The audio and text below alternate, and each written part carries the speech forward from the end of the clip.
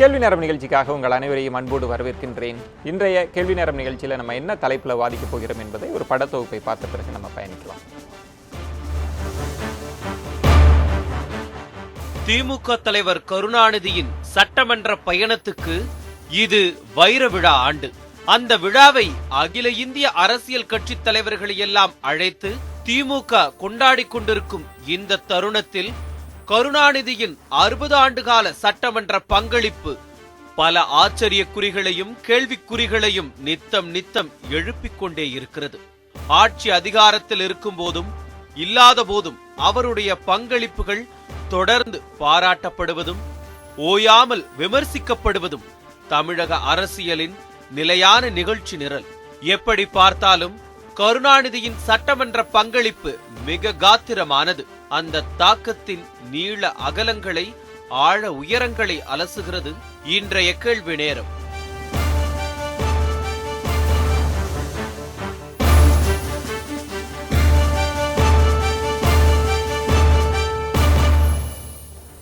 திரு கருணாநிதி அவர்களினுடைய 60 ஆண்டுகால சட்டமன்ற பங்களிப்பு, இதற்குள் இருக்கக்கூடிய நீல அகலங்களை தான் நம்ம விவாதிக்கப் போகிறோம். அதற்குள் இருக்கக்கூடிய விமர்சனங்கள், மதிப்பீடுகள், திறனாய்வுகள் என இந்த விவாதம் பல கோணங்களில் நகர இருக்கிறது. நான் கருத்துரையாளர்களை உங்களுக்கு அறிமுகம் செய்து விடுகிறேன்.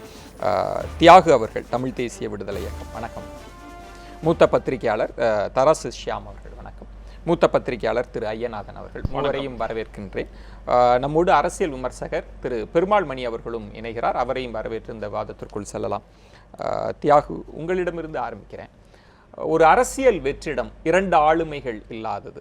ஜெயலலிதா மறைவு, திரு கருணாநிதி அவர்களினுடைய ஓய்வுக்கு பிறகு ஒரு வெற்றிடம் இருப்பதாக சொல்லப்படுகிறது. இன்றைய அரசியல் சூழலை மையமாக வைத்து இந்த இடத்தில் திரு கருணாநிதி அவர்களின் பங்களிப்பு இருந்திருக்கலாமே அப்படின்னு நீங்கள் சொன்னால் எதை சொல்லுவீங்க? அரசியல் வெற்றிடம் என்ற பார்வை எங்கிருந்து வருதுன்னா, அரசியல் என்பது முதலமைச்சராக யார் இருப்பது, தமிழக அரசாங்கத்தில் யார் இருப்பது, இதுதான் அரசியல் என்ற ஒரு பார்வையிலிருந்து வருது. கொள்கை சார்ந்த அரசியல் என்று வரும்போது இந்திய அரசு கடைபிடிக்கக்கூடிய கொள்கைகள், அதற்கான எதிர்ப்பு என்று பார்த்தோம் என்றால் ஒரு வெற்றிடமும் ஏற்படலை. போராடுகிற சக்திகள் களத்தில் நிற்கிறாங்க. இன்னொரு பக்கம் அந்த போராட்டங்களுக்கு காரணமான கோரிக்கைகள் யாரை நோக்கி வைக்கப்படுதுன்னா இந்திய அரசை நோக்கி வைக்கப்படுது. இது கலைஞர் இருந்தாலும் உண்டு, ஜெயலலிதா இருந்தாலும் உண்டு, இவங்க இல்லைனாலும் உண்டு. எனவே இவங்க இல்லாதனால ஒரு வெற்றிடமும் ஏற்பட்டுறல. அந்த அரசியலுக்கு பதவியில் ஒருத்தர் இருப்பாங்க, அவங்க எப்படி இந்திய அரசோட கொள்கைகளை இங்கே நடைமுறைப்படுத்துவாங்க, இந்த போராட்டங்களை எப்படி சமாளிப்பாங்க, எப்படி பதில் சொல்லுவாங்க, சமாளிப்பாங்க. இந்த இடத்துல தான் வெற்றிடம் ஏற்பட்டிருக்கிறது தவிர இது உண்மையான அரசியல் வெற்றிடம் அல்ல. கலைஞர் இருந்தால் எப்படி என்று பேசுவதற்கு கடந்த காலத்திலேருந்து தான் நம்ம வரணும். இப்போ நிகழ்காலத்திலேருந்து வர முடியாது. கலைஞர்கிட்ட ஒரு செய்தியாக நான் பார்க்கறது என்னன்னா, ஒரு நீண்ட பதவி அரசியல். இப்போ எல்லோரும் சட்டமன்றத்தில் 60 ஆண்டு வைரம் விழான்னு கொண்டாடுறாங்க. அவர் தமிழ்நாட்டில் மிக நீண்ட காலம் முதலமைச்சராக இருந்திருக்கிறாரு, 5 முறை அந்த பதவியில் உட்கார்ந்துருக்கிறாரு. ஆனால் உண்மையில் பார்க்க போனால் அவருடைய அரசியல் வாழ்வு என்பது 80 ஆண்டு. ஒரு பள்ளி மாணவனாக இருக்கும்போது தொடங்கிடுச்சு அது உங்களுக்கு. எனக்கு நான் பார்க்கிற கலைஞராக நான் பார்த்த கலைஞர் திருவாரூரில் அவர் இந்திக்கு எதிராக பேசிய பேச்சுக்கள், இந்திய ஆதிக்கத்துக்கு எதிராக பேசினது, எஸ்எம்டிக்கு எதிராக நடத்தப்பட்ட தொழிலாளர் போராட்டம், நங்கவரம் ஜமீனுக்கு எதிராக நடத்தப்பட்ட போராட்டம், இப்படியெல்லாம் இருந்து ஒரு பதவியிலும் இருந்த பிறகு நெருக்கடி நிலை காலத்தை அவர் எதிர்த்ததும், நெருக்கடி நிலை காலத்தில் சிறை கொடுமைகளுக்கு எதிராக தன்னந்தனியராக அவர் நின்று குரல் கொடுத்ததும், இந்த போராட்ட குணங்களோடு ஒரு கலைஞர். ஈழத்தில் கூட நாம் பார்த்தீங்கன்னா 87 இந்திய இலங்கை ஒப்பந்தத்துக்கு எதிராக அவர் எடுத்த நிலைப்பாடு, இது மாதிரி செய்திகள், இந்திய படையை வரவேற்க செல்ல மாட்டேன் என்று மறுத்தது, இது போன்ற இடங்கள் அவருக்கு இருந்துச்சு. ஆனால் இப்போ கடைசியாக பார்க்கும்போது இந்த இடங்கள் எல்லாம், அது காரணங்கள் தனியாக நம்ம ஆராயணும். அந்த இடங்கள்லாம் போயிடுச்சு. அப்படி ஒரு போராட்ட அரசியல், போர்க்குணம் வாய்ந்த ஒரு அரசியல், ஜனநாயகத்தின் சார்பாக நிற்கிற அரசியல், தமிழினத்தின் சார்பாக குரல் கொடுக்க, இது போயிடுச்சு. எல்லாம் போன பிறகு கூட இன்னைக்கு கலைஞர் இருந்தால் எந்த இடத்துல நின்றுப்பார்னு பார்க்கும்போது இந்துத்துவ அரசியலுக்கான ஒரு எதிரியா, அதுக்கு எதிர் நிலைப்பாடை, அதை கடுமையாக கூர்மையாக விமர்சிக்கக்கூடியவராக இருந்திருப்பார். அந்த இடத்துல வேற எத்தனையோ பேர் இன்னைக்கு இருக்கிறாங்க. ஆனால் அவர் இருந்தால் இப்போ இன்னைக்கு இருக்கிற ஆட்சியாளர்களை போல அவர் இருந்திருக்க மாட்டார் என்று மட்டும்தான் சொல்ல முடியும். எல்லாம் போயிடுச்சு அப்படின்னு ஒற்றை வரியில சொல்லிட முடியுமா? எல்லாம் போயிடுச்சுன்னு நான் சொல்லலை. நான் சொல்றது இந்த என்ன கலைஞர் என்பவர் இளமை காலத்திலும் அவருடைய போராட்ட அரசியல் காலத்திலும் எதன் குறியீடுகளாக இருந்தாரோ அதுதான். இப்போ எதுவுமே நன்மை இல்லை, எதுவுமே நல்லது இல்லைன்னு பேசுறதல்ல இங்கே பிரச்சனை. அவர் என்ன அரசியல் என்பது குறிக்கோள் சார்ந்ததாக இருக்கும்போது எந்த இலக்கு நோக்கி அந்த பயணம் புறப்பட்டதோ அந்த இலக்கோடு ஒப்பிடுகிற பொழுதுதான் நான் இல்லை எதுவும் இல்லாமல் போயிடுச்சுன்னு சொல்கிறேன். நம்ம பேசுவோம். வைர விழா என்றவுடன் வெறும் பாராட்டு உரைகளாகவே ஒரு விவாதத்தை நம்ம கட்டமைக்க முடியாது. ஒரு திறனாய்வாகத்தான் நம்ம இதை நகர்த்துக்கிறோம். ஷியாம், ஒரு கட்சி வரித்து கொண்ட கொள்கைகளை, குறிப்பாக திமுக வரித்து கொண்ட கொள்கையை சட்டமன்ற ஜனநாயகத்திற்குள் திமுக வந்த பிறகு திரு கருணாநிதி அவர்கள் முதல்வராகவும் இருந்திருக்கிறார், எதிர்க்கட்சி தலைவராகவும் இருந்திருக்கிறார். இப்படி 2 நிலைகளில் இருந்தும் அந்த கட்சியினுடைய கொள்கையை அமல்படுத்திய விதத்தில் உங்களுடைய மதிப்பீடு என்ன? அதை எப்படி பார்த்த கலைஞர் என்பது எனது மாணவ பருவத்திலே பார்த்த கலைஞர். அண்ணன் தியாகு சொன்னது போல தான் நான் இன்னும் கொஞ்சம் அதை வேற மாதிரி சொல்ல நினைக்கிறேன். அதாவது ஒரு ஆன்டி எஸ்டாப்ளிஷ்மெண்ட், ஆதிக்க சக்திக்கு எதிர்ப்பாக யார் இருக்கிறார்களோ அவர்கள் மீது நமக்கு இயல்பாக ஏற்படுகிற ஒரு கவர்ச்சி. கிராமத்தில் ஆதிக்க சக்தி என்பது உங்களுக்கு தெரியும், நிலம் படைத்தவர்கள், வசதி படைத்தவர்கள். ஆக எங்களுக்கு நண்பர்களாக யார் இருந்திருப்பார்கள் என்றால் முடி திருத்துபவர்கள், சாதாரணமானவர்கள், என்னுடன் பள்ளியிலே பயின்ற தோழர்கள், அவர்களது தந்தைமார்கள். இவர்கள் யாருக்கு ஆதரவாக இருந்தார்கள் என்றால் திராவிட முன்னேற்ற கழகத்துக்கு ஆதரவாக இருந்தார்கள். காரணம் இந்த ஆன்டி எஸ்டாப்ளிஷ்மெண்ட் தான். பிற்காலத்திலே அது இந்திய அரசுக்கு எதிரான அப்படி அது மாறியதை தவிர எங்கள் காலத்திலே இவ்வளவுதான்.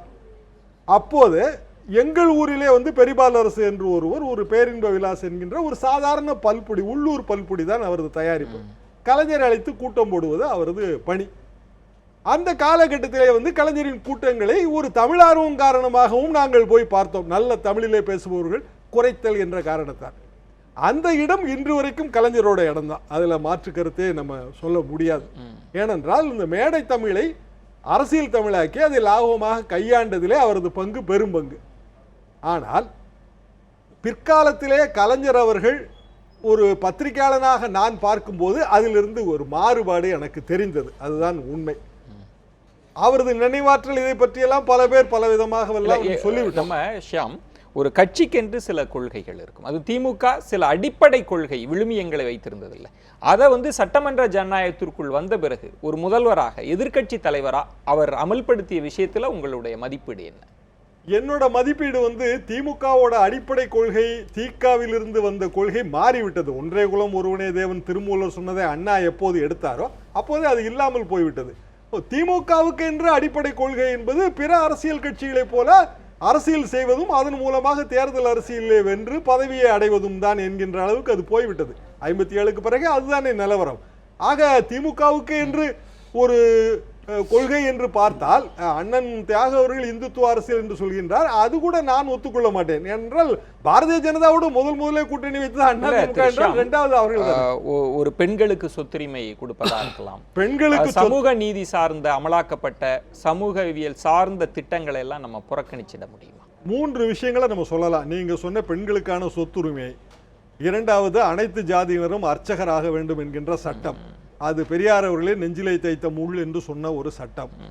மூன்றாவதாக சமூக நீதி என்று பார்த்தால் ஜெயலலிதா அவர்கள் அதை விட ஒருபடி போய் 19% கூட்டி 69% ஆக்கி விட்டார்கள். ஆக அது கூட நான் அவ்வளவு பெரிதாக நினைக்கவில்லை. கலைஞர் அவர்கள் காட்சிக்கு எளியராக இருந்தார், கடுஞ்சொல் இல்லைனாக இருந்தார். அதே நேரத்திலே அவரது ஜெயலலிதாவிற்கு முன்பு இடஒதுக்கீடு கொடுத்ததை உண்மை அதை இல்லைன்னு சொல்லல. ஆனா இதுல போட்டி அரசியல்ல ஜெயலலிதா அதோட ஒருபடி மேல போகணும்னு அவங்க நினைச்சாங்க. நான் இதுக்காக கலைஞரை குறைத்து மதிப்பிடல, ஜெயலலிதாவை அதிகமாகவும் மதிப்பிடல. 50% கொடுத்த எம்ஜிஆர் அவர்களை நீங்க விட்டுட்டீங்க. 50% கொடுத்த எம்ஜிஆர் அவர்கள் இடையில கொஞ்சம் பிறண்டு அதை பொருளாதார அடிப்படையில மாத்தணும்லாம் சொல்லி சில பிறழ்வுகள் அதுல இருந்துச்சு. அதை கூட கலைஞர் அவர்கள் தான் அதை பெரிய அளவுல எதிர்த்தார்கள். அந்த பிறழ்வுகள் இருந்தது. கலைஞர்கிட்ட அந்த பிறழ்வுகள் இல்லை. அந்த வகைக்கு நம்ம அதை ஒத்துக்கொள்ள வேண்டிய விஷயம்.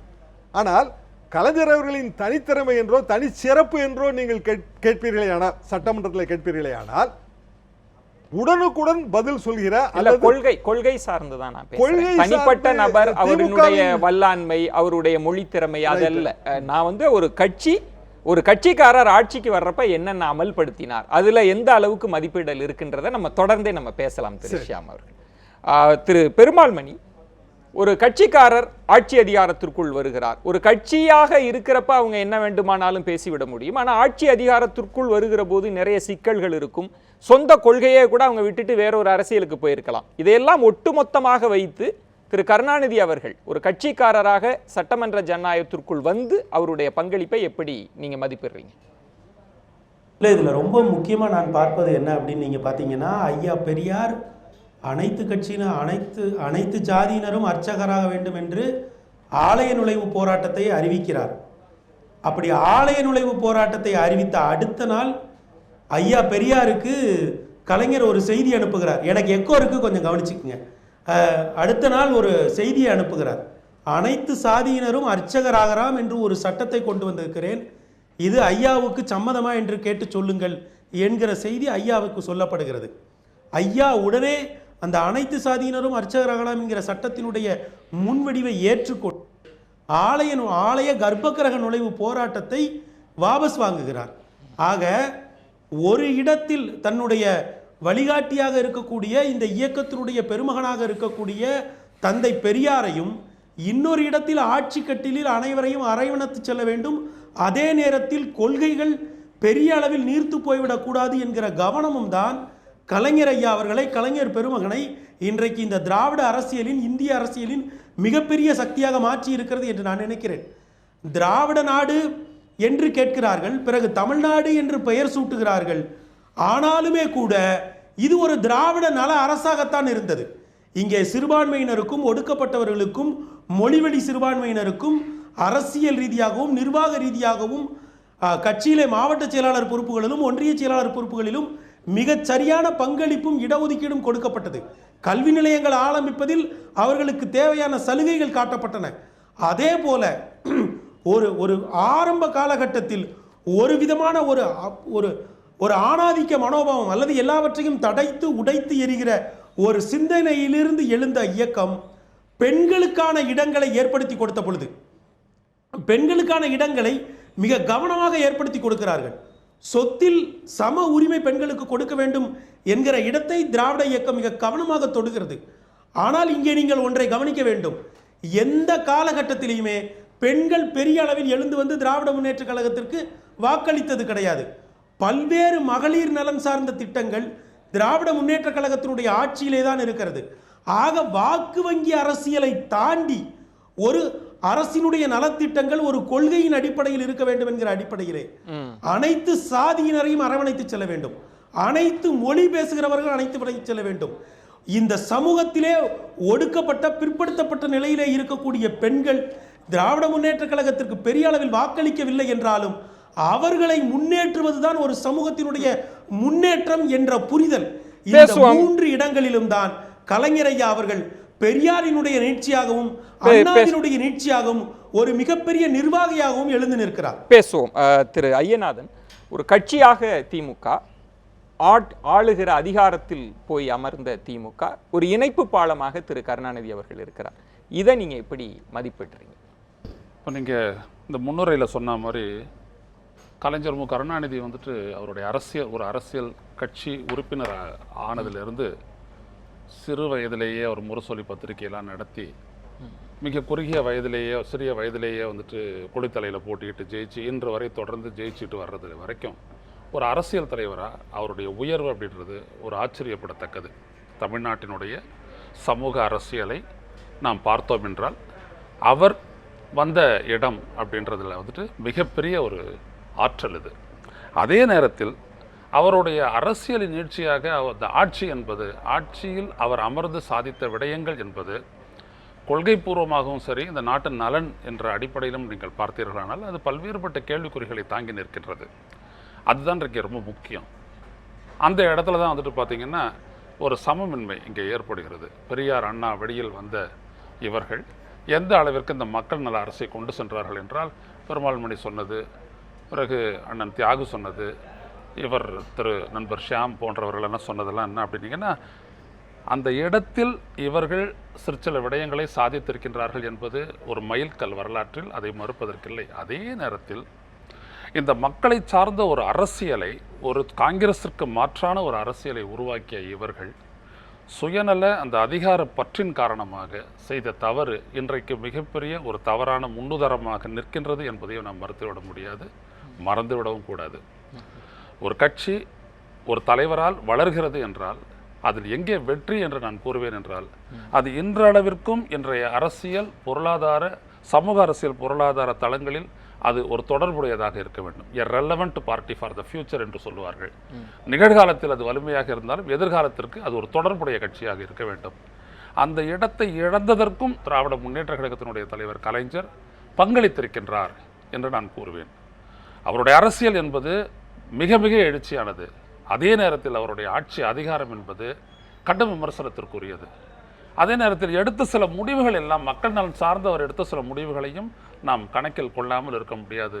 உதாரணத்திற்கு உழவர் சந்தை, விவசாயிகள் நேரடியாக தங்களுடைய பொருட்களை கொண்டு வந்து சேர்க்கலாம், உரிய விலையை பெறலாம் என்கின்ற அந்த ஒரு இடம். அடுத்தபடியாக குடிசை மாற்று வாரிய குடியிருப்பு, பிறகு இந்த கை ரிக்ஷாவை ஒழித்துவிட்டு சைக்கிள் ரிக்ஷாவை கொண்டு வந்தது. இவை அனைத்தும் நீங்கள் அதே போல தமிழ்நாட்டில் மிகப்பெரிய அளவிற்கு பரவலாக போக்குவரத்தை கொண்டு வந்தது. அதற்காக கடன் பெற்று போக்குவரத்தை மிகப்பெரிய அளவிற்கு மேம்படுத்தியது. இவையெல்லாம் அவருடைய ஆட்சியினுடைய திறன், ஆட்சி திறன் என்பதற்கான நிர்வாக ஆளுமை, ஆட்சி திறன் என்பதற்கு அத்தாட்சிகள். மனிதவள குறியீடுகள்ல தமிழகம் தொடர்ந்து 5 இடங்கள்ல நிச்சயமாக அதற்கான பொறுப்பு அவர்களுக்கு நிச்சயமாக திராவிட அரசியல் கட்சிகளுக்கு இருக்கின்றது என்பது எந்த விதமான அதுவும் இல்லை. அதே நேரத்தில் நீங்கள் பார்த்தீர்களானால் எந்தெந்த இடத்திலெல்லாம் நாம் சறுக்கி இருக்கின்றோம் என்றால் இன்றைக்கு இவ்வளவு பெரிய பாதிப்புகளுக்காக தமிழ்நாடு போராடி கொண்டிருக்கின்றதே.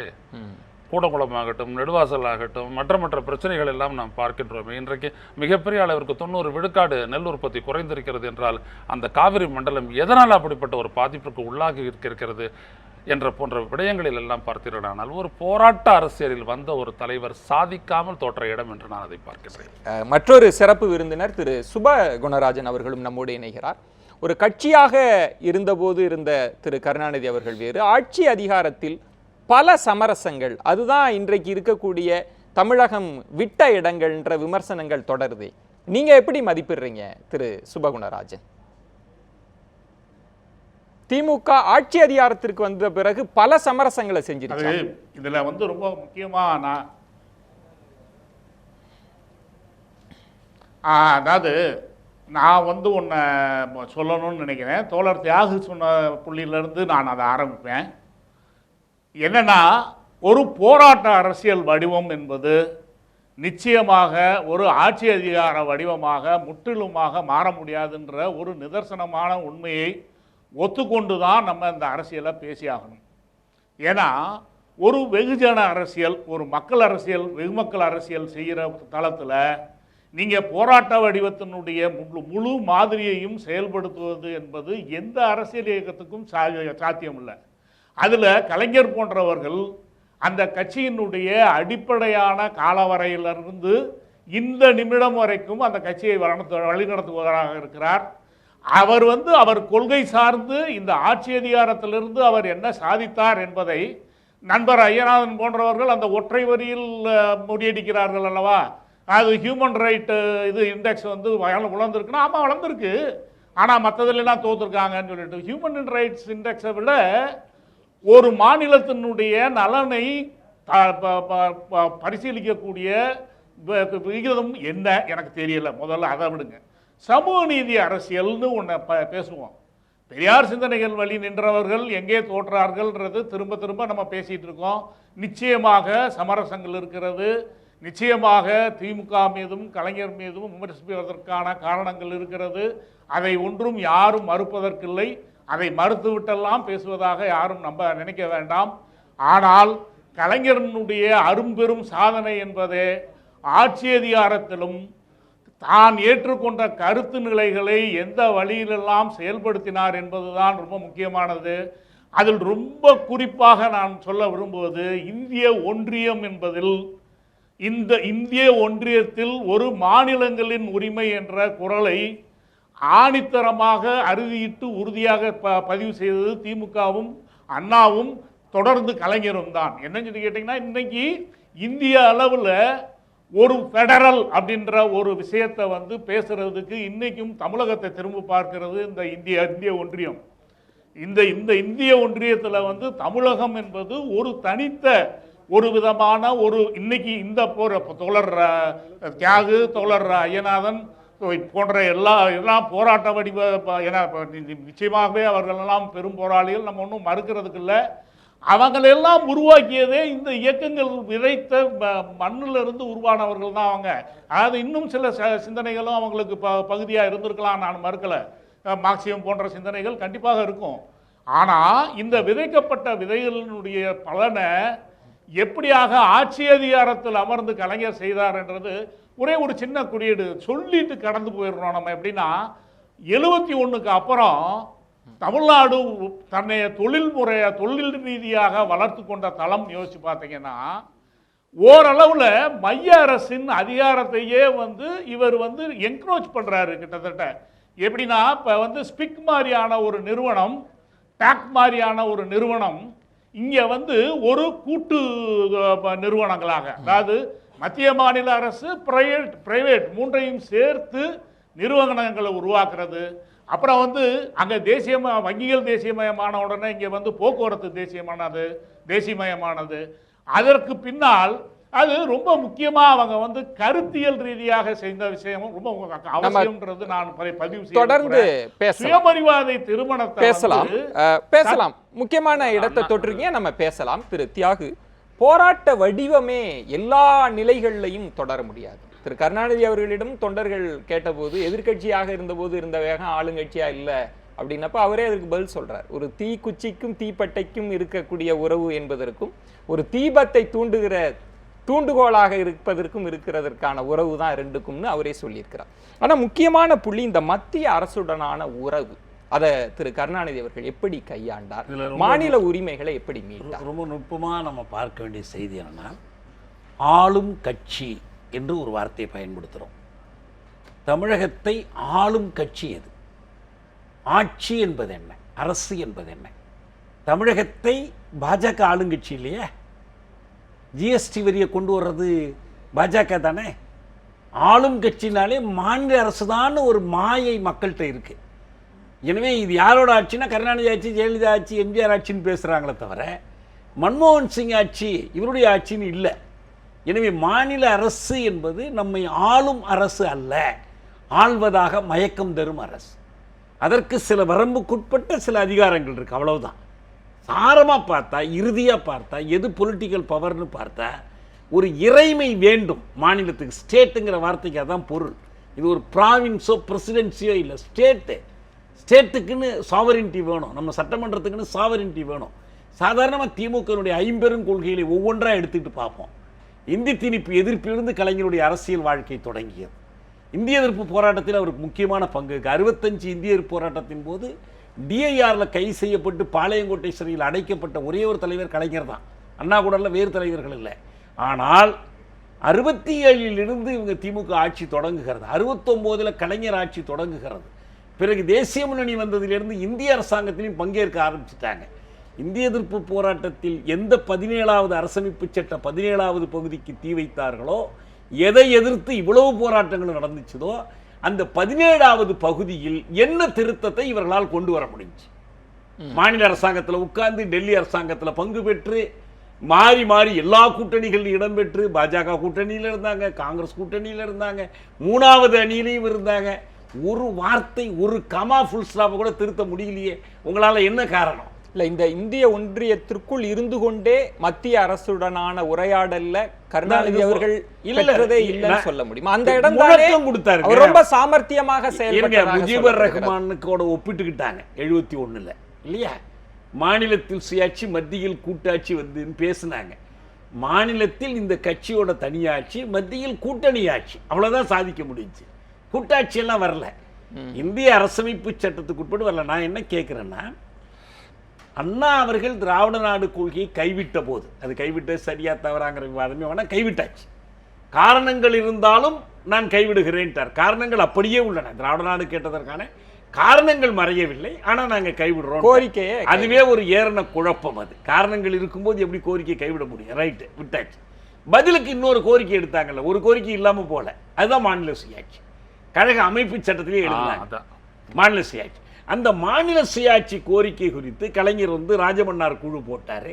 முரசொலிமாறன் புத்தகம் எழுதினார், கூசா ஆனந்தன் புத்தகம் எழுதினார், சட்டமன்றத்தில் தீர்மானம் இயற்றினார்கள். இதை தவிர உருப்படியான செயல்பாடு என்று அரசமைப்பு சட்டத்தில் என்ன திருத்தத்தை இவர்களால் கொண்டு வர முடிந்தது? இந்த கேள்விக்கான விடை திரு சுபகுணராஜன், திரு தியாகு அவர்கள் எழுப்பி இருக்கக்கூடிய முக்கியமான கேள்வி. மாநிலத்தில் சுயாட்சி, திரு கருணாநிதி அவர்கள் மாநிலத்தினுடைய உரிமைகளுக்காக குரல் கொடுத்த விதம் பற்றி பேசுகிற போது திரு தியாகு அவர்கள் எழுப்பக்கூடிய விமர்சனத்திற்கு, கேள்விக்கு என்ன பதில் உங்களிடம் இருக்கிறது? இல்லை, ரொம்ப தோழர் தியாகு கேட்கும் கேள்வி ரொம்ப அடிப்படையானது. அதுக்கு நிச்சயமாக அது பதில் சொல்லியே ஆக வேண்டும்.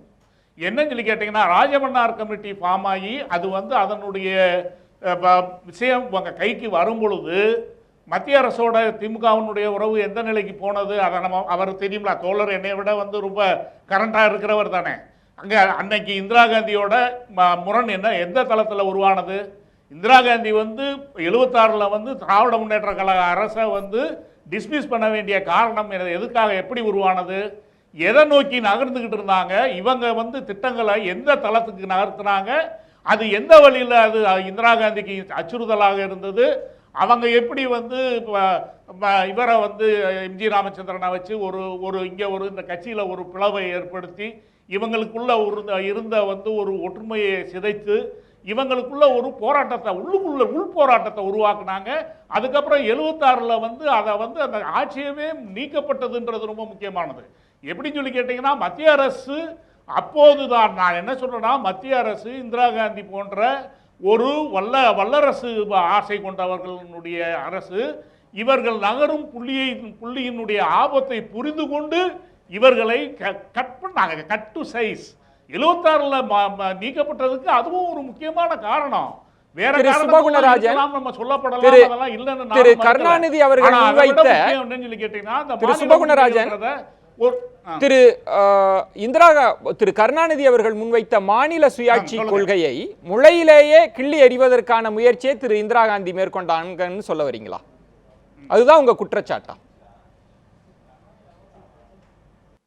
கண்டிப்பாக அதுதானே. இல்லாட்டி அவங்க மேல அவ்வளவு ஒரு வன்மமா இறங்க வேண்டிய காரணம் என்ன?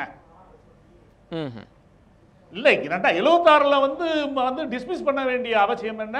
அதுக்கப்புறம் எமர்ஜென்சி அந்த போராட்டம் பின்னாடி எமர்ஜென்சியில் ஒரு அந்த எதிர்ப்பு நிலையை கடுமையான எதிர்ப்பு நிலையை திமுக எடுத்துக்கிட்டே இருக்கு. கலைஞர் ஒரு முதலமைச்சரா அண்ணா சாலையில் நின்று பேப்பர் கொடுக்குறாரு. அது போராட்டம் அவருக்கு ஒன்றும் புதுசு கிடையாது. திடீர்னு அண்ணா சாலைக்கு பக்கத்தில் ஒரு முதலமைச்சராக அவர் கண்டன நோட்டீஸ் கொடுத்துக்கிட்டு இருக்காரு. அதுதான் கலைஞர். நான் என்ன சொன்னேன்னா, கலைஞருக்கு சமரசம் இல்லை என்பது என்னுடைய வாதமே இல்லை. ஆனால் எந்த தளத்துல எல்லாம் அவருக்கு வாய்ப்பு கிடைத்ததோ அந்த தளத்துல எல்லாம் அவர் தன்னுடைய எதிர்ப்பை வலுவாக ரொம்ப ஆழமாக ஆணித்தரமாக பதிந்தபடி தான் இருக்கிறார். அதுல ஒன்றும் சந்தேகமும் இல்லை. அதுக்கப்புறம் 13 ஆண்டு இடைவெளி கழித்து 89வது ஆண்டு அரசியல் திரும்ப உருவாகும் பொழுது நீங்க எல்லாரும் மறந்துடக்கூடாது, விபி சிங்கை கொண்டு சென்னையில் இதே மாதிரி ஒரு பெரிய பேரணியை நடத்தி இந்திய அரசியலே ஒரு மாற்றத்தை உருவாக்குன, அதாவது அது வெகுஜன அரசியல் மாற்றம் தான். நிச்சயமாக அதில் நீங்க நிறைய தவறுகளை கண்டுபிடிக்க முடியும், இல்லாட்டி அதில் என்ன நீங்க சாதிச்சீங்கன்னு கேட்க முடியும், இல்லைன்னெல்லாம் சொல்லலை. ஆனால் இந்திய அளவில் திராவிட அரசியல் அரங்குல இருந்து ஒரு பெரும் மாற்றம் காங்கிரஸ் அல்லது மற்ற எந்த இதுவும் அல்லாத ஒரு அவர் தோழர் சொன்னது மாதிரி கூட்டணி ஆட்சி தான். அது நிச்சயமா கூட்டணி. அதற்கான பதிலை வாங்கி விடுகிறேன். திரு ஐயநாதன், திரு சுபகுணராஜன் அவர்கள் சொன்னது சமரசமே இல்லைன்னுலாம் நான் சொல்ல மாட்டேன்.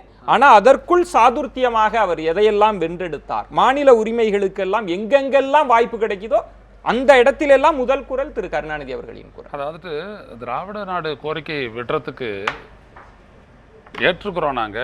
ஆனால் அந்த கோரிக்கை அதற்கான காரணங்கள் இருந்தும் அதை விடுறோம் அப்படின்னு சொல்லும் போது அதற்கு மாற்ற திராவிட முன்னேற்ற கழகம் வைத்த ஒரு அற்புதமான ஒரு முன்னெடுப்பு தான் மாநில சுயாட்சி என்பது. மாநில சுயாட்சியை முன்னெடுத்த காரணத்தில் தான் எதை 75ல் டிஸ்மிஸ் பண்ணதா திரு சுபகுணராஜன் சொல்கிறாரு. சகோதரர் அவர் திருத்திக்கணும். எமர்ஜென்சியை எதிர்த்ததுக்காக அந்த அரசு டிஸ்மிஸ் செய்யப்பட்டது. கலைஞருடைய ஆட்சி எமர்ஜென்சியை எதிர்த்ததற்காக கலைஞர் அவர்கள் மிகுந்த பாராட்டுக்குரியவர். வரலாற்றில் என்றென்றைக்கும் அவருக்கு அதில் ஒரு இடம் உண்டு. அது வேறு விடயம். இல்ல இங்கு ஆளுங்கட்சியினர் பிரிவினை பேசுவதாக இந்திரா காந்தி சொன்னாரா? இல்ல அவங்க எதை வேணாலும் சொல்லலாம். இல்ல அது எப்படி ஒதுக்க முடியும்? அதான் அது பிரிவினை. அவர்கள் அது திராவிட நாடு கோரிக்கைக்கு டெல்லி எப்படி ரியாக்ட் பண்ணுச்சு? இல்ல அது ஒரே ஒரு விடயம். என்ன நெருக்கடி திமுக வந்தது? மாநில சுயாட்சி அப்படின்றது ஒரே விஷயம் அவங்க எதிர்த்தாங்க, அவ்வளவுதான். எமர்ஜென்சியை ஏத்துக்கறல. இந்திரா சைட்ல வந்துட்டு இந்திரா காந்தியோடு காங்கிரஸோடு திராவிட முன்னேற்ற கழகம் நிற்கவில்லை, அது எதிர்த்து நின்றது. எதிர்த்து பாராளுமன்றத்தில் அக்கட்சி பேசியது. அவர்கள் சொன்னது போல இங்க இருக்கக்கூடிய தலைவர்கள் எல்லாம் பிடிச்சி கலைஞர் உள்ள வைக்க அதான் சொல்றேன் நானு. அந்த எதிர்ப்புன்றது அற்புதமானது, வரலாற்றில் இடம்பெறக்கூடியதுன்னு நான் சொல்லிட்டேனே. ஆனா மாநில சுயாட்சிக்காக தான் சொல்றாருல சுபகுணராஜ். ஆட்சியே கலைந்த பிறகு மாநில சுயாட்சி பேச முடியும். ஏன் பேச முடியாது? மாநில சுயாட்சி அப்படின்றத வந்துட்டு சாதிக்கக்கூடிய இடம் வந்துட்டு அரசியல் தளம் தான். அது சட்டமன்றமோ ஆட்சி வீடமோ கிடையாது. மாநில சுயாட்சி அப்படின்றது இந்திய அரசமைப்பு ரீதியாக இந்தியா ஒரு கூட்டாட்சியாக மாற வேண்டும் என்றால் ட்ரூ ஃபெடரலிசம் அப்படின்னு நீங்கள் சொன்னீங்க அப்படின்னோம்னா, இப்போ இருக்கக்கூடிய குவாசி ஃபெடரலிசம் என்ற ஸ்டேஜில் வந்துட்டு அடுத்த ஸ்டேஜுக்கு போனோம் அப்படின்னோம்னா, மற்ற மாநிலங்களோடு இணைந்து அந்த கோரிக்கையை எடுத்து நாடாளுமன்றத்தில் கடுமையாக ஒலித்திருக்க வேண்டும். இவர் சொல்லிக்கல இல்லையே, எங்க அதெல்லாம் மூட்டை கட்டிட்டு தூங்க போய் திமுக ரொம்ப நாள் ஆகி போச்சு. அதெல்லாம் மறந்துட்டு பேசுறாங்க. செய்யவே ஒரு சின்ன செய்தி மட்டும் குறுக்கிட்டு சொல்றேன். இப்போ நம்ம ஏற்கனவே சொன்னோம், திராவிட நாட்டுக்கான காரணங்கள் அப்படியே உள்ளன என்று அண்ணா சொன்னார்னு. கலைஞர் அவர்கள் கடைசியாக அல்லது ஒரே ஒரு முறை NDTVக்கு கனிமொழியை மொழிபெயர்ப்பாளராக வைத்துக்கொண்டு கொடுத்த நேரடி பேட்டியை உங்களுக்கு நினைவுபடுத்துகிறேன். அண்ணா அப்படி சொன்ன நிலை இன்றைக்கு இல்லை. வடக்கு வாழ்கிறது தெற்கு தேய்கிறது என்று அவர் சொன்னார். இப்போது அந்த நிலை இல்லை. இப்போது தெற்கே நல்லா தான் இருக்கு. அதுல என்ன பிழை இருக்கு? இல்ல தமிழக முன்னணியில தான் மாநில சுயாட்சி. அப்ப இந்தி தானே ஆளும் ஆட்சி மொழியாக இருக்கு. இந்திய அரசினுடைய புதிய பொருளாதார கொள்கையை தானே இவங்க கடைபிடிக்கிறாங்க. காங்கிரஸ் சோசியலிசம் காகிதப்பூ மணக்காது, காங்கிரஸ் சோசியலிசம் இனிக்காது என்று காகிதப்பூ நாடகத்தில் கலைஞர் எழுதிய வசனம் எங்கே போயிட்டு? மன்மோகன் சிங் சோசியலிச கொள்கையை கடைபிடிச்சாரா? அந்த கொள்கை தான் தமிழ்நாட்டை வாழ வைக்கிற கொள்கையா? ஷியாம், நீங்க குறுக்கிட விரும்புறீங்க, உங்க கருத்தை பதிவு செய்யுங்க. ஒரு இடைவேளைக்கு பிறகு நம்ம பேசலாம். நான் குறுக்கிட விரும்புனது ஒரு சின்ன விஷயம் தான். கலைஞர் அவர்கள் 1000 பிறை தாண்டி போனவர். அவரை நம்ம வந்து விமர்சனங்கிறது அப்படி நம்ம ஒன்று இந்த விவாதமே ஒரு ஆரோக்கியமாக செல்வதற்கான ஒரு விஷயம் என்பது இதுல தனிநபர் துதிபாடலாக இல்லாமல் கருணாநிதி என்பது ஒரு 50 ஆண்டு கால தமிழக அரசியல் வரலாறு, தமிழக வரலாறு தான் நம்ம பேசிட்டு இருக்கோம். தியாகண்ணன் சொல்ற மாதிரி திராவிட நாடு கொள்கையை கைவிட்ட உடனே இன்னொரு கொள்கையை வந்து தொண்டர்களுக்கு பேச தரணுங்கிறதுக்காகத்தான் மாநில சுயாட்சியை கொண்டு வந்தாரு. அண்ணா கொண்டு வந்ததுதான் அது. அந்த மாநில சுயாட்சி என்பது 69 அண்ணா மறைந்து 71 என்றைக்கு இந்திரா காங்கிரஸோட கலைஞர் கூட்டணி வைத்தாரோ அன்றைக்கு அது அடிபட்டு போச்சு. எந்த காங்கிரஸை எதிர்த்து நாங்கள்லாம் வந்து குரல் கொடுத்து மாணவர் திமுகவிலையும் எல்லாத்துலையும் போராடினோமோ அதெல்லாம் 71 போயிருச்சு. இன்னைக்கு கலைஞர் வைர விழா கூட்டத்தில் உட்கார்ந்துருக்கிறது யாரு? ராகுல் காந்தி உட்கார்ந்துருக்கிறாரு. பேசுறவங்க வந்து இந்தியில பேசுறாங்க, அதை வந்து மற்றவங்க வந்து மொழிபெயர்க்கிறாங்க. வாங்குகிற இடத்துல மாநிலமும் கொடுக்கும் இடத்தில் மத்திய அரசு டெல்லியும் தான். அதே கேள்வியை தான் நான் பிரதிபலிக்கிறேன். அப்படின்னா அதுக்காக கான்கிரீட்டா வந்து என்ன முயற்சி எடுத்தாங்க? இந்தியாவில் ஒரு மாநிலம் வந்து தமிழ்நாடு. மாநில சுயாட்சி என்பது அனைத்து மாநிலங்களுக்கும் ஆனது இல்லையா? அப்போ குறைந்தபட்சம் வந்து நம்ம அனைத்து மாநிலங்களையும் அழைத்து பேசி அல்லது அவர்கள் கருத்தை தெரிந்து அதை வந்து பாராளுமன்றத்தில் நம்ம பிரதிபலித்திருக்கணும். ஒரு தனிநபர் தீர்மானமாக கொண்டு வந்திருக்கணும்ல. அவங்க அடிப்படை கொள்கையிலேயே அது சேர்க்கப்பட்டு விட்டிருக்கிறது அப்படின்ற இடத்தில் இருங்க ஒரே ஒரு இடம் தான். சுபகுணராஜன் சொல்லுவது சமரசமே இல்லைன்னு நான் சொல்ல மாட்டேன். ஆனால் தமிழகத்தில் இருக்கக்கூடிய உள்பகை உள்முரணையும் தாண்டி டெல்லியோடு ஒரு சண்டையிட்டு மாநில சுயாட்சிக்கான குரலை எங்கெங்கெல்லாம் தேவையோ அங்கெல்லாம் முடிந்த அளவுக்கு திமுக கொடுத்திருக்குதுன்னு சொல்றாருல, அதை நீங்க மறுக்கிறீங்களா? நான் மறுக்கிறேன். தேர்தல் அரசியல் என்பது சமரச அரசியல் தான். அதை நீங்க ஒத்துக்கிறீங்களா?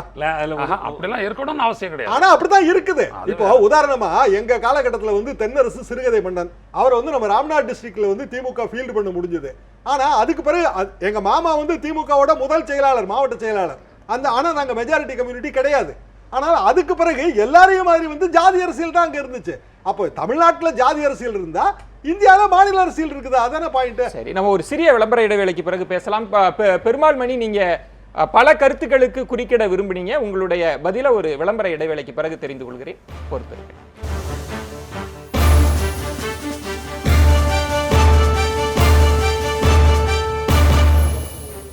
மீண்டும் கேள்வி நேரம் நிகழ்ச்சிக்காக உங்களை வரவேற்கிறேன். திரு கருணாநிதி அவர்களினுடைய 60 ஆண்டுகால சட்டமன்ற பங்களிப்பு என்கிற விவாதத்தில் தனிநபரை தாண்டி திரு கருணாநிதி தமிழக அரசியலில் ஏற்படுத்தி இருக்கக்கூடிய அதிர்வலைகள், அதில் பாராட்டுரைகளும் இருக்கிறது, விமர்சனபூர்வமான விமர்சன கணைகளும் இருக்கிறது. இரண்டையும் ஒன்றாக வைத்து தான் நம்ம விவாதித்து கொண்டிருக்கிறோம். திரு பெருமாள்மணியை நீங்கள் குறுக்கிட விரும்புனீங்க.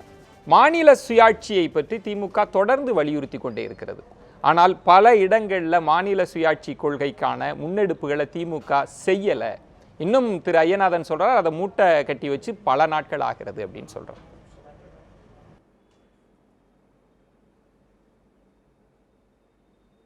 இல்லை, ஒரு மாநில சுயாட்சி என்பது வெறும் அரசியல் சாசனம் நேரடியாக வழங்கிவிடக்கூடிய சுயாட்சி மட்டுமே இல்லை. அதற்குள் 2 விஷயங்கள் இருக்கிறது. எக்கோ இருக்கு, கொஞ்சம் பார்த்துக்குங்க. அரசியல் சுயாட்சி அரசியல் சாசனம் வழங்குகிற சுயாட்சி மட்டுமே இல்லை, நிர்வாக சுயாட்சி மட்டுமே இல்லை. அதற்குள் அரசியல் சுயாட்சி இருக்கிறது, பொருளாதார சுயாட்சி இருக்கிறது. அரசியல் சுயாட்சி இந்த 50 ஆண்டு காலத்தில் இந்த மண்ணை இருவரும் திராவிட இயக்கங்கள் மட்டுமே ஆண்டது என்று வைத்ததே கலைஞர் பெருமகனானுடைய அரசியலினுடைய மிகப்பெரிய வெற்றி. அதை நாம் கணக்கிலே கொள்ள வேண்டும். அரசியல் சாசனம் குவாசி ஃபெடரலில் இருந்து யூனிட்டரியை நோக்கி போகிறதா, குவாசி ஃபெடரலில் இருந்து ஃபெடரலை நோக்கி போகிறதா என்பதெல்லாம் உச்சபட்சமான கடைசியான விவாதம். ஆனால் அரசியல் சுயாட்சி கலைஞரின் காலத்தில் எட்டப்பட்டு இருக்கிறது. இந்த மண்ணிலே தேசிய கட்சிகள் 4%க்கும் 2%த்திற்குள்ளும் தான் இன்றைக்கு நிற்கிறார்கள் என்பதை மறந்துவிடக்கூடாது. இரண்டாவது பொருளாதார சுயாட்சி. இன்றைக்கு 3 லட்சம் கோடிக்கும் அதிகமான ஒரு பொருளாதாரத்தில் தமிழகம் உட்கார்ந்து கொண்டிருக்கிறது. இவ்வளவு வளத்தை பெற்றுவிட்டதா சொல்றீங்களா திரு பெருமாள்மணி? எழுப்ப முடிந்தது. அரசியல் சுயாட்சி வாழ்கிறது, தெற்கு தேய்கிறது. அரசியல் சுயாட்சி பெற்றுவிட்டதா தமிழகம்? இல்ல அரசியல் சுயாட்சி இருக்க போய் தானே இங்கே இவ்வளவு ஒரு தேசிய கட்சிகளை எதிர்த்து அவ்வளவு அரசியல் செய்த கலைஞர். ஆனால் இங்கே சிறு சிறு இயக்கங்கள், ஒரு சாதிய பின்புலத்தோடு, ஒரு மதவாத பின்புலத்தோடு, ஒரு சிறுபான்மையினருடைய நலனுக்கெல்லாம் எழுந்த இயக்கங்களை இந்த மண்ணில் அவர் காத்தார். ஆனால் தேசிய கட்சிகளை அன்றைக்கு நீங்கள் ஆன்டி மாநில சுயாட்சி பேசிய பொழுது ஆன்டி காங்கிரசிசம் பேசிதான் திமுக வந்தது. ஆனால் அன்றைக்கு ஏறக்குறைய 85% மாநிலங்களில் ஆளும் கட்சியாக காங்கிரஸ் தான் இருந்தது. அந்த நேரத்தில் தமிழகம் ஒரு அரசியல் சுயாட்சி அடைந்தது, பொருளாதார சுயாட்சி அடைந்தது.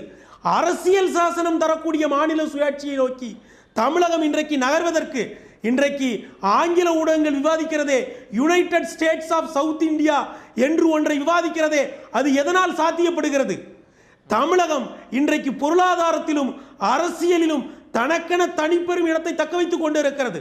அதனால் மாநில சுயாட்சி என்பது இந்திய அரசியல் சாசனத்திற்குள்ளே நாம் உச்சபட்சமாக அடையக்கூடிய இடம் என்பதை நாம் மறந்துவிடக்கூடாது. ஆனால் அதற்கான படிக்கட்டுகளை கட்டி எழுப்புவதில் கலைஞர் பெருமகனால் ஒருபோதும் தவறியதில்லை. 1989 காங்கிரசிலிருந்து வெளியேறி விபி சிங் எழுந்த பொழுது அவரை ஒரு காஷ்மீர் பிராமினை, ஒரு இடைநிலை சாதிக்கான, பிற்படுத்தப்பட்டோருக்கான, ஒடுக்கப்பட்டோருக்கான, சிறுபான்மையினருக்கான தலைவராக தூக்கி பிடித்தது யார்? அந்த பிம்பத்தை வடிவமைத்து கொடுத்தது யார்? கலைஞர் பெருமகன். அதற்கு பிறகுதான் காங்கிரஸ் தவிர்த்த இயக்கங்கள் இந்த மண்ணில் பெரிய அளவில் முளைவிட தொடங்கின. இன்றைக்கு சென்னையிலே வந்து பேசிக் கொண்டிருக்கக்கூடிய நிதிஷ்குமார் 2016 எகனாமிக் டைம்ஸ் பேட்டியிலே சொன்னார், anti Congressism is dead, anti BJPism is born என்று சொன்னார். நாம் ஒன்றை மறந்துவிடக் கூடாது.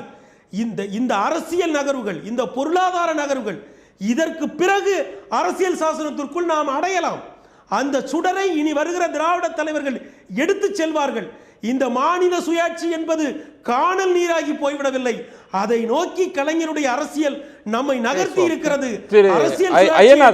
ஷாம், மாநில சுயாட்சி என்பது தூரத்து இலக்கு, அதற்கான படிக்கட்டுகள் திரு கருணாநிதி அவர்களால் கட்டப்பட்டது. அதை நீங்க தவிர்த்து விட்டு பேசிட முடியாதுன்றதுதான் அவருடைய வாதம். பெருமாள்மணியோட வாதமான ஒரு இடைநிலை சாதிகளை முன்னேற்றுதெல்லாம் இந்தியாவில் வந்து காப்பூரி தாக்கூரை விட ஒரு பெரிய ஆளை நம்ம பார்க்க முடியாது. எவ்வளவு பேர் இருக்காங்க, லோகியா இருக்காங்க. இவங்க பங்களிப்புக்கு இதுல யாரு கிரெடிட்ன்றதை விட்டுறலாம் திரு ஷியாம். இவர்களுடைய பங்களிப்பு இருந்ததா இல்லையா? கலைஞரோட பங்களிப்பு என்பது நீங்கள் குறிப்பிட்ட அனைத்து சாதியினரும் அர்ச்சகராகலாம் இதுல பங்களிப்பு இருந்ததுங்க நான் ஒத்துக்கிறேன். ஏன்னா சுப்ரீம் கோர்ட் வரைக்கும் அது போய் அந்த மேட்டர் போய் இல்ல மாநில மாநில சுயாட்சி சுயாட்சி அது ஒரு அரசியல் சாசனம் வழங்கி இருக்கிற அதை நோக்கிய பயணம் ஒரு பெரிய இலக்கு. அதற்கான படிக்கட்டுகளை அவங்க செஞ்சாங்களா இல்லையான்றது டிக்கெட்டே வாங்காம வந்து பஸ் ஸ்டாண்ட்ல நின்னுட்டு இருந்து என்னங்க பிரயோஜனம் இருக்குது? மாநில சுயாட்சினா வந்து குறைந்தபட்சம் பக்கத்துல இருக்கிற மாநிலங்களையாவது கூட்டி வந்து பேசியிருக்கணும்ல, எதுவுமே செய்யலையே. இல்ல இன்றைக்கும் பல மாநிலங்கள்ல இருக்கிற பிராந்திய கட்சியினுடைய தலைவர்கள் மாநில சுயாட்சி குறித்த அந்த கருத்தாக்கத்தை நாங்க திமுக விட்டேந்து நாங்க எடுத்துக்கொண்டோம், அந்த கருத்துருவாக்கத்தை நாங்க எடுத்துட்டோம்னு நாடாளுமன்ற பதிவுகள்லையும் சொல்லி இருக்கிறாங்க. தனிப்பட்ட முறையிலும் பேசுகிற பதிவுகள்லாம் பார்க்க முடிகிறது. ஆனா நீங்க எங்க தர மாட்டீங்க. வட மாநிலத்தில் இருக்கிற முன்னணி தலைவர்கள்லாம் சொல்றாங்க அதை திமுகவினுடைய பங்களிப்பை. இல்ல கருத்துருவாக்கம் என்பது அவர் ஒரு சிந்தனையில தோன்ற விஷயம். அந்த கருத்துருவாக்கத்துக்கு மாநில என்ன வேலை பார்த்திருக்கிறோங்கிறது இம்பார்ட்டன்ட் இல்லையா? திரு ஐயனார், மாநில சுயாட்சி இருக்கா இல்லையான்றது இந்திய அரசமைப்பு சட்டத்தில் இருக்க போய் எது ஸ்டேட் சப்ஜெக்ட்ஸு மாநிலங்களுக்கான உரிமை, எது ஒன்றிய அரசிற்கான உரிமை, எது பொதுவான 2 பேருக்கும் பொதுப்பட்டியல் அப்படின்றதுல இருக்கக்கூடிய அதிகாரங்களை எடுத்து பார்த்தாலே தெரிஞ்சிடும். ஒரு சின்ன குறிப்பிட்ட மாநிலங்களுக்கான பட்டியல்ல இருந்து பல விஷயங்களை வந்து மாறிக்கிட்டே பொதுப்பட்டியலுக்கு கொண்டு போனது யார் ஆட்சியில? யாருடைய ஆட்சியில சொல்லுங்க. எப்படி போச்சு சொல்லுங்க. எமர்ஜென்சி நேரத்துல போச்சு இல்ல திரு ஷியாம், நீங்க எல்லாம் இல்லங்க இருங்க வாதம்னு ஒண்ணு வச்சிட்டீங்க. எமர்ஜென்சி திரு கருணாநிதி அவர்கள் மீது எல்லா உரிமைகளும் அவர் காலகட்டத்துல தான் போன போல நம்ம எல்லா உரிமையும் நான் சொல்லல. நீங்க கல்வியா சொல்றீங்க, எமர்ஜென்சி காலத்துல போனதை மறுக்கிறீங்க. பெரிய நீங்க தவறு பண்றீங்க. எப்படின்னா அதுக்கான விவாதம் தொடங்கப்பட்டது 75ல வந்து கலைஞர் அவர்கள் ஆட்சியில இருந்தாங்க. அப்போ வந்து எந்த விதமான தீர்மானமோ எதுவுமே போடல. நீங்க எப்ப நீங்க சொல்றீங்கன்னா எக்ஸாக்ட் டிரான்ஸ்ஃபர் நடந்த டேட்டா மட்டும் நீங்க எல்லாருமே சொல்றீங்க. கேளுங்க, எப்பன்னு கேளுங்க. எப்ப விவாதம் பொது விவாதம் எப்ப தொடங்குச்சு? செய்தியை நான் சொல்ல சொல்லுங்க. கலைஞருடைய சப்ஜெக்டிவ் ரோலை பற்றி மட்டுமே பேசிட்டு இருக்கல. நம்ம ஒரு முதலமைச்சருக்கு இருக்கிற அப்ஜெக்டிவ் லிமிடேஷன்ஸ் இருக்கு. நம்ம ஒன்றும் ஒரு முதலமைச்சராகி சுயாட்சி பெற்றுக் கொடுங்கன்னு கேட்கல. சுயாட்சி பெறுவதற்கு முதலமைச்சர் பதவியே தடை. இந்த பதவிக்கு ஏன் போனீங்கன்னு கேட்குறோம். உங்க இலக்குக்கும் இந்த பதவிக்கும் என்ன தொடர்புன்னு நான் கேட்கிறேன். யார் கேட்கறாங்களோ இல்லையோ நான் கேட்கிறேன். உங்கள் இலக்கை அடைவதற்கு படிக்கட்டு அமைத்த கோபுரத்தில் ஏறுவதற்கல்ல, பாதாளத்தில் இறங்குவதற்கு. இது கீழ் நோக்கிய படிக்கட்டுகள், மேல் நோக்கிய படிக்கட்டுகள் அல்ல. சான்றுகளோடு நாம் மெய்ப்பிக்கலாம். என்ன பண்ணாரு? சில்லறை வணிகத்தில் அயல் முதலீட்டை எதிர்ப்பேன் என்று அறிவித்துக் கொண்டிருந்தார். நாடாளுமன்றத்தில் ஓட்டெடுப்பு வந்ததும் சோனியா காந்திக்கு தொந்தரவு வேண்டாம்னு அதுல போட்ட மாநில வளர்ச்சி சார்ந்த விஷயங்களை எல்லாம் நீங்க விட்டுட்டீங்க. நீங்க உட்டோப்பியன் தாட்ல இல்ல நான் சொல்ல இல்ல, ஏன்னா மாநில சுயாட்சி உட்டோப்பியான்னு சொல்லிடுங்க, பிரச்சனையே இல்ல. நான் சோசியலிசம் உட்டோப்பியான்னு சொல்லிடுங்க, இந்திய எதிர்ப்பு உட்டோப்பியான்னு சொல்லிடுங்க. எதையெல்லாம் கலைஞர் கைவிட்டுட்டு போனாரோ அதெல்லாம் நீங்க சொன்ன வாதத்தை நான் சொல்றேன். என்ன நான் சொன்ன வாதம்? நீங்க கட்டமைத்த வாதத்துல நீங்க சில விஷயங்களை தவிர்த்துட்டு சொல்றீங்கன்ற நான் இல்ல. நீங்க ஒரு விஷயத்தை ரொம்ப தெளிவா சொல்லிடுறேங்க. மாநில அரசாங்கங்கள் பல சீர்திருத்தங்களை செய்துள்ளன, மக்கள் நலன் சார்ந்த பல நடவடிக்கைகளை எடுத்துள்ளன என்பதை நான் மறுக்கவே இல்லை. அது கலைஞருக்கும் பொருந்தும், எம்ஜிஆர்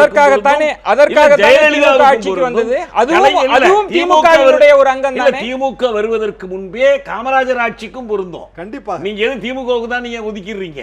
சி சுப்பிரமணியம் காலத்துல அவினாஷ் செங்கன் செட்டியார் கல்வி அமைச்சரா இருக்கும்போது தமிழ் வழி கல்விக்கு எத்தனையோ காரியங்கள் செஞ்சிருக்காங்க. 56 தமிழ் ஆட்சி மொழி சட்டம் வரும்போது காங்கிரஸ் தான் இருந்துச்சு.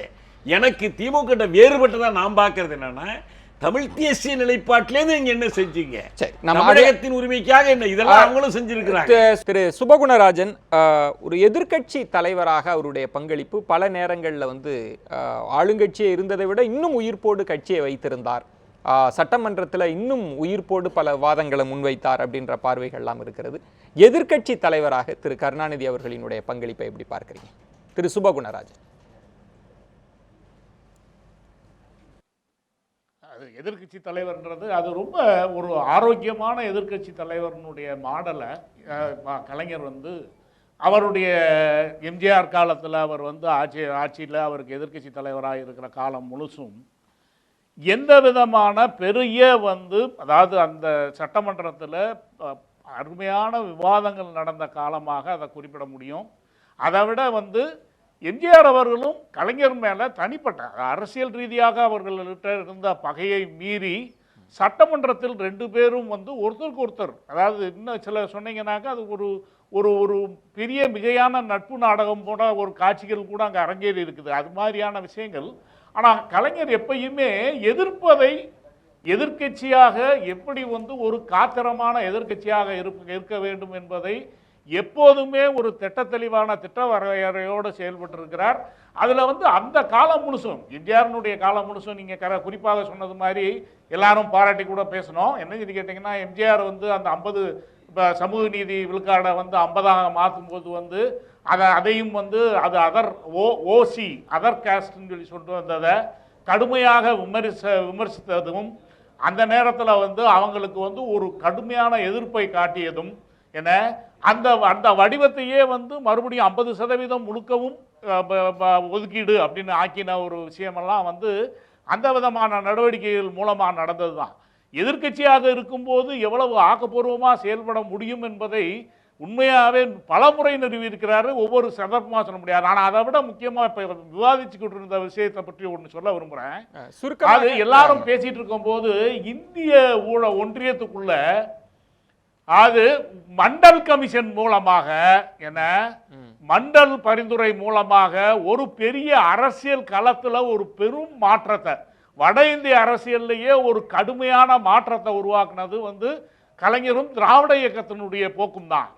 மண்டல் கமிஷனை இன்னமும் நான் வந்து இடையீடு வந்துடக்கூடாதுன்னு அவசரமாக சொல்கிறேன்.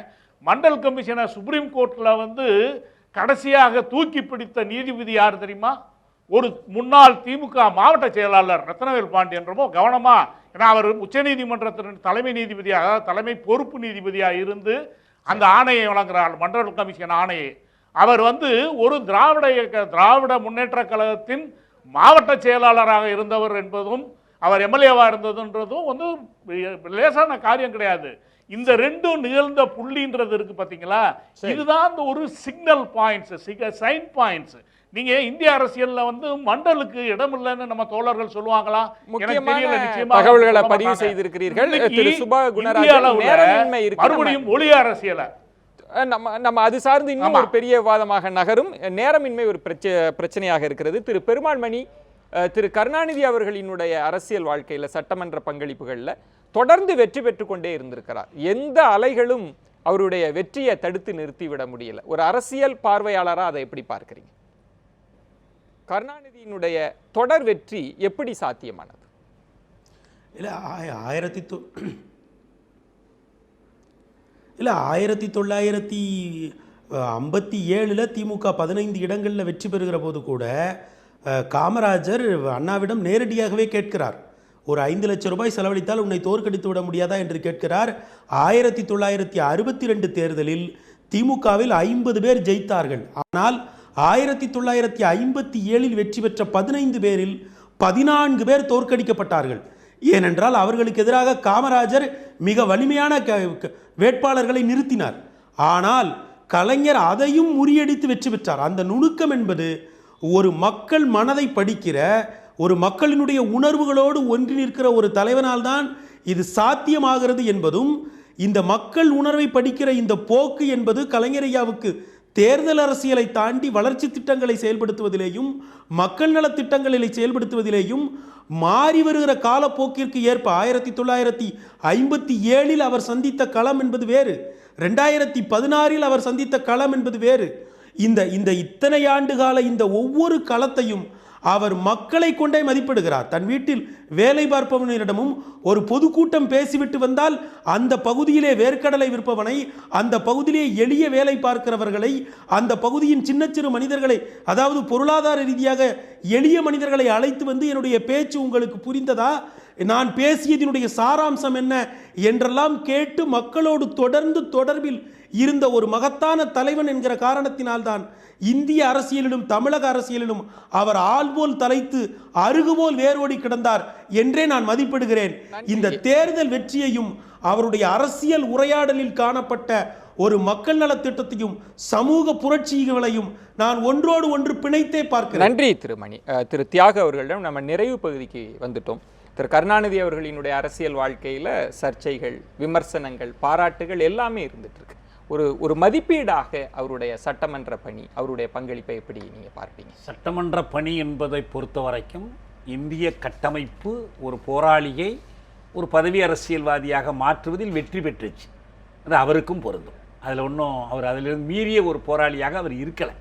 அதுதான் முக்கியம். எதிர்க்கட்சியாக இருக்கும்போது அவர் சிறந்து பணியாற்றுவது என்னென்னா, அப்போ பதவி அரசியலேருந்து விலகி இருக்கிறார்னு அர்த்தம். 87 இந்திய இலங்கை ஒப்பந்தத்துக்கு எதிராக அவர் களத்தில் நின்றதும், 2009 இந்திய அரசினுடைய நடவடிக்கையை பாதுகாக்கக்கூடிய தேர்தல் அரசியலுக்கு வந்தது ஒரு போராளியாக இருப்பதற்காக அல்ல, தமிழக அரசு, தமிழக மக்கள் நலனுக்காகத்தான். எப்போது சாத்தியமாக இருக்கும்னா, இந்த தேர்தல் மூலம் உண்மையான அரசு அதிகாரத்துக்கு வழிவகுக்கணும். பவர் கரப்ஷனா, பவர்லெஸ் பவர் கரப்ட்ஸ் மோர், அதான் இங்கே முக்கியம். இது மாநில அரசை கைப்பற்றுவதுதான் அரசியலின் உச்சம் என்று சொன்னால், இப்போ கூட பாருங்க, அவங்களுடைய குறிக்கோள் எல்லாம் மாநில சுயாட்சி அல்ல, தனித்தமிழ்நாடு அல்ல, இல்ல தமிழ் தேசியம் அல்ல. குறிக்கோள் என்பது மாநில அரசாங்கத்தில் திமுகவே அதை உச்சம் என்று சொல்லல, அதை நோக்கிய ஒரு பயணம். நடைமுறையில என்ன, நான் தான் சொல்றேன், படிக்கட்டுகள் அமைத்தார்கள் பள்ளத்தில் இறங்குவதற்கு. காட்டுங்க இந்த ஆட்சியின் மூலமாக என்ன அரசமைப்பில் என்ன மாற்றத்தை கொண்டு வந்திருக்கிறீங்க, அரசியல் கட்டமைப்பில் என்ன மாற்றத்தை கொண்டு வந்திருக்கிறீங்க. காங்கிரஸை நேர் எதிராக அரசியல் நடத்தியது போய் இன்னைக்கு காங்கிரஸ் கட்சியினுடைய பாராட்டு. நீங்க அரசியலமைப்பை சுற்றி சுற்றி உங்களுடைய வாதம் வருகிறது. நான் மக்கள் நல அரசை பற்றி மக்கள் நல அரசு தான் எங்க குறிக்கோள்னு சொல்லிடுங்க. மாநில சுயாட்சி குறிக்கோள் நீங்க ஏன் சொல்றீங்க? ஏன் கட்சியினுடைய லட்சியம் என்று ஒன்றை வைத்திருக்கிறீங்க? இழந்து விட்டோம்னு ஒத்துங்க. இதன் வழியாக அந்த பயணம் தொடர்கிறது. இந்த மக்கள் நலன் தான் பிரதான. எதிர் திசையில் போகுது இந்த வழி. உங்களுக்கு அங்க கொண்டு போய் விடுவதற்கு பதிலாக எதிர் திசையில் உங்களை நகர்த்தி கொண்டு போகிறது. ஏனென்றால் ஒரு செய்தி சொல்லிடுவோம். ஒருவேளை தமிழக மக்கள் அந்த பயணத்தை புரிந்து கொண்டார்கள், தமிழ் தேசியம் புரிஞ்சுக்கலாமா? தமிழக மக்கள் என்ன புரிஞ்சுக்கிட்டு இருக்கிறாங்கன்னா, தேர்தலில் காசு கொடுக்குறவங்களுக்கு ஓட்டு போடுற அளவுக்கு தான் இந்த அரசியல் வளர்த்து வச்சிருக்குதுங்கிறத புரிஞ்சிருக்காங்க. 62 காங்கிரஸ் காசு கொடுப்பதற்கு எதிராக அண்ணா பேசிய பேச்சை நீங்க திருப்பரங்குன்றம் ஃபார்முலாவோட ஒப்பிட்டு பார்த்து 60 ஆண்டு கால வரலாறு பேசுறோம். நீங்க 2016 தேர்தலை பேசுறீங்க. இல்ல, 2016 ஒரு பயணம் இருக்கு. 2016க்கு முன்னால 57 தேர்தலில் பங்கேற்பதுன்னு முடிவெடுத்ததுக்கும் 62 தேர்தலில் என்ன நடந்துச்சுங்கிறதுக்கும் 67க்கும் இன்னைக்கு எடுத்துக்கிட்டு பாருங்க. ஒன்றும் இல்லை, ஒரே ஒரு செய்தி தான். 67 போட்டியிட்ட வேட்பாளருடைய சொத்து கணக்கையும் திமுக சார்பில், நான் வேற கட்சியை பற்றி பேசல, இப்ப கடைசியாக நடைபெற்ற தேர்தலில் திமுக சார்பில் போட்டியிட்ட வேட்பாளருடைய கட்சி கணக்கு எடுத்து பாருங்க. அரவக்குறிச்சியிலும் தஞ்சாவூரிலும் எந்த வேட்பாளர்கள் காசு கொடுத்து ஓட்டு வாங்க முற்பட்டார்கள் என்று தேர்தல் ஆணையம் குற்றஞ்சாட்டுகிறதோ அந்த வேட்பாளர்களை மாற்றுவதற்கு கூட திமுக துணியவில்லை. அப்ப எங்க இருக்கு அவங்களுடைய அரசியல், எங்க போய் நிக்குது? அதிமுகவையும் சேர்த்துதான் சொல்றேன். திராவிட கட்சிகளையும் அப்படி அதே தராசுக்கு பொருந்தும். சரி, எந்த மாற்றமும் இல்லை. திரு ஷியாம் அவர் சட்டமன்ற எதிர்க்கட்சி இல்ல, நாம் ஒன்று உயர்ந்தபட்ச லட்சியங்களை அடையாமல் இருக்கலாம், ஆனால் அதனுடைய பயணம் அதை நோக்கி நகர்ந்திருக்கிறது. டெல்லியுடனான உரையாடல், மத்திய அரசுக்கான அழுத்தங்கள் எங்கு தரணும், பலதை விட்டு கொடுத்திருக்கலாம். ஆனால் திரு கருணாநிதி அவர்கள் பெற்றதை உங்களால நினைவு கூற முடியுமா? இல்ல எல்லாவற்றையும் அவர் சமரசம் செய்து கொண்டார்னு தான் சொல்ல போறீங்க? இல்ல, எல்லாவற்றிலும் சமரசம் செய்து கொண்டார் என்று நான் ரொம்ப பொதுவா சொல்ல வேண்டாம். ஆனா நீங்க கேட்ட கேள்வியான சட்டமன்ற எதிர்க்கட்சி வரிசையிலே அவர் என்ன பணியாற்றினார்னா, 80லிருந்து 87 வரைக்கும் ஒரு பத்திரிகையாளனா அவர் எதிர்க்கட்சி வரிசையில் இருந்தப்ப நான் அவரோட நெருங்கி பழகிருக்கிறேன். அதற்கு பிறகு 91 to 96 அந்த காலகட்டத்திலையும் நெருங்கி பழகிருக்கிறேன். அப்போ காலையில் ஒரு 4:30 மணிக்கெல்லாம் எங்களெல்லாம் கூப்பிட்டு என்ன நடந்துகிட்டு இருக்கு எல்லாமே கேட்பாரு. அப்போ உங்களுக்கு தெரியாதான்னு நம்ம கேட்டால் இல்லை தெரியாதனால தானே உன்னையே கேட்குறேன் அப்படின்லாம் சொல்லுவார். ஆனால் ஆளுங்கட்சி ஆகும்போது சில சமரசங்களை செய்து கொள்ள வேண்டியது நேர்ந்தது. அது கலைஞருக்குன்னு இல்லை, அநேகமாக எல்லாருக்கும் அது அப்படிதான் நேர்ந்திருக்கும் தான் நான் நினைக்கிறேன். ஆனால் எல்லாவற்றையும் தாண்டி அவர் இந்த 60 ஆண்டுகளிலே என்ன தாக்கத்தை, வெறும் கரண்டிக்கும் எண்ணெய் கரண்டிக்கும் வித்தியாசம் இருக்கு இல்ல, வெறும் கரண்டின்னு ஒண்ணு இல்லைன்னா நம்ம எண்ணெயை எடுக்க முடியாதுல்ல. கரண்டி என்று ஒண்ணு இருந்தால்தான் எதிர்கட்சியில் இருந்து ஆளுங்கட்சிக்கு சரிதான், எதிர்கட்சியிலிருந்து ஆளுங்கட்சிக்கு வந்தால்தான் தமிழகத்திற்கு ஏதோ சில நன்மைகளை நாம் செய்ய முடியும். அதுல எனக்கு மாற்று கருத்தே கிடையாது. பெரியார் பாதையில் தேர்தல் அரசியல் அவர் கடுமையாக சாடுகிறார். பெரியாரிடமிருந்து வந்தவர்கள் எல்லோருமே தேர்தல் அரசியல் தான் இருக்கிறார்கள். அதை தவிர்த்து நாம் பார்த்தால் 60 ஆண்டுகளிலே தமிழ்நாட்டு அரசியலிலே கலைஞர் தாக்கம் ஏற்படுத்தி இருக்கிறாரா என்று கேட்டால் கண்டிப்பாக தாக்கம் ஏற்படுத்தி இருக்கிறார். ஒப்பாரும் மிக்காரும் இல்லாத தலைவர்களில் அவர் ஒருவரா என்று கேட்டால் கண்டிப்பாக ஒப்பாரும் மிக்காரும் இல்லாத தலைவர்களில் அவர் ஒருவர். அவரது இடத்தை பூர்த்தி செய்வதற்கு யாரேனும் இருக்கிறார்களா என்று கேட்டால் அவரது தனித்திறமைகளை நாம் கணக்கிலே கொண்டு பார்த்தால், எழுத்து திறமை, பேச்சு திறமை, அவர் நினைவாற்றல், இதையெல்லாம் கணக்கில் கொண்டு பார்த்தால் அந்த இடத்தை பூர்த்தி செய்வதற்கு யாரும். ஆனா அதை தாண்டி அவருடைய ஆட்சி நிர்வாகம், ஆட்சி திறன் பற்றி தான் நான் தொடர்ந்து அதுல வந்து பல விமர்சனங்கள் இருக்கின்றன. அது அந்த இடத்தை நம்ம தொடரணுன்றதுனாலதான் நம்ம இந்த கேள்விகளை முன்வைத்தோம். ஏன்னா திரு கருணாநிதி அவர்களை பற்றிய பாராட்டுரைகளை நம்ம ஏராளமாக நம்ம கேட்டுட்டு தான் இருக்கிறோம். தமிழகம் அறிந்ததுதான். திரு ஐயநாதன், நிறைவாக திமுகவினுடைய ஒரு உட்கருவாக இருக்கக்கூடிய சமூக நீதி சார்ந்த விஷயங்கள், சமூக நல திட்டங்கள், அதுல எல்லாம் திரு கருணாநிதி அவர்கள் இன்றைக்கும் பாராட்டப்படுகிறார். அந்த பாராட்டுரைகளை நீங்க எப்படி, அதையும் விமர்சன பூர்வமாக பார்க்கிறீர்களா? எப்படி நீங்க மதிப்பீங்க? ஆழ்ந்த பார்த்தோன்னா சமூக நீதியை பற்றி சொல்லியிருக்காரு திரு குணராசன் கூட சொன்னார். சமூக நீதி என்ற இடத்துல நான் சொல்கிறேன், மண்டல் அறிக்கையை செயல்படுத்தியதனுடைய பெருமை சமூக நீதி காவலர் விபி சிங்கையே சாரும். அதற்காக அவர் ஆட்சியை கூட பறிகொடுத்தார். அன்றைக்கு மட்டும் அதில் அவர் சமரசம் செய்து கொண்டிருந்தால் பாஜகவினுடைய ஆதரவு தொடர்ந்திருக்கும். திரு விபி சிங்கிற்கு பெரும் பக்கபலமாக துணையாக நின்றது திமுக. விபி சிங் அவர்கள் விமான நிலையத்திலே பத்திரிகையாளர் பக்கபலமாக அந்த எதிர்ப்புகளை சமாளிப்பதற்கு திமுக எப்படி துணை நின்றதுன்றத அவர் செய்தியாளர் சந்திப்புல பேசியிருக்கிறார். அப்பொழுது எத்தனை பேர் திமுகவினுடைய உறுப்பினர்கள் நாடாளுமன்றத்தில் இருந்தார்கள் என்று பாருங்கள். அந்த கட்சி நின்றது உண்மைதான். பல கட்சிகளும் நின்றன. அதெல்லாம் வேறு விடயம். பெருமை இறுதியில் யாருக்கு உரியது என்கின்ற இடத்தில் நான் சொல்லுகின்றேன். அந்த பெருமை உரியது விபி சிங்கிற்கு. கலைஞருக்கோ மற்றவர்களுக்கோ அது பெரும் விபி சிங்கே ஏற்றுக்கொண்டதை நீங்க மறுக்கிறீங்க? இல்ல விபி சிங்கே திமுகவின் பங்கை ஏற்றுக்கொண்டார், நீங்க அந்த ஈவென்ட் இருந்தபோது நான் வந்துட்டு ஒரு ஜனதா தளத்தினுடைய கட்சியினுடைய தென்சென்னை மாவட்ட இளைஞர் ஜனதா தலைவரா எதிர்த்து மணிக்கணக்கில் முழங்கிய ராஜீவ் காந்தியினுடைய கட்சியை தானே கூட்டம் வச்சு பாராட்டு. 10 மணி நேரம் அவர் தண்ணியை குடிச்சிட்டே பேசுறாரு. ராஜீவ் காந்தி அதற்காக சமூக நீதி இல்ல. ஆனால் சமூக நீதி என்கின்ற அந்த தளத்தில் திராவிட முன்னேற்ற கழகத்தினுடைய கலைஞரினுடைய அந்த பணியை நான் குறைத்து மதிப்பிடவில்லை. அதே நேரத்தில் மதச்சார்பின்மை என்ற இடத்தில் வரும் பொழுது மிகப்பெரிய அளவிற்கு வரலாற்றில் நிற்கக்கூடியவராக கலைஞர் இருக்கின்றார் என்பதை இங்கே பதிவு செய்கின்றேன். பாபர் மசூதி இடிக்கப்பட்ட பொழுது அவர் எதிர்க்கட்சியாக இருந்த பொழுது 2 இடதுசாரிகளுடையும் எங்களுடைய ஜனதாதள கட்சியினுடையும் இணைத்து கொண்டு அப்பொழுது அவருடைய தொண்டர்களை, கட்சி நிர்வாகிகளை ஊக்குவித்து தமிழ்நாடு முழுவதும் மத நல்லிணக்கத்திற்காக மேற்கொண்ட முயற்சிகள் இந்த தமிழ்நாட்டில் ஒரு சொட்டு ரத்தம் கூட சிந்தாமல் தடுத்தது என்பதை மறந்துவிடக்கூடாது. எனவே அடிப்படை கொள்கைகளில் பல இடங்களில் அவர் உறுதியாக நின்றாலும் கூட இன்னமும் இந்த தமிழ்நாட்டிற்காகவும் அது இந்திய அரசியல் என்கின்ற இடத்தில் வரும்பொழுது மாநில சுயாட்சி உட்பட பல விடயங்களில் கண்டுகொள்ளாமல் விட்டதை நான் விமர்சனமாக வைத்து நிறைவு செய்கிறேன். 3 பேருக்கும் நெஞ்ச நிறைந்த நன்றிகளை தெரிவித்துக் கொள்கிறேன். திரு சுப குணராஜன் அவர்களுக்கும் பெருமாள் மணி அவர்களுக்கும் என்னுடைய நன்றிகளை தெரிவித்துக் கொள்கிறேன்.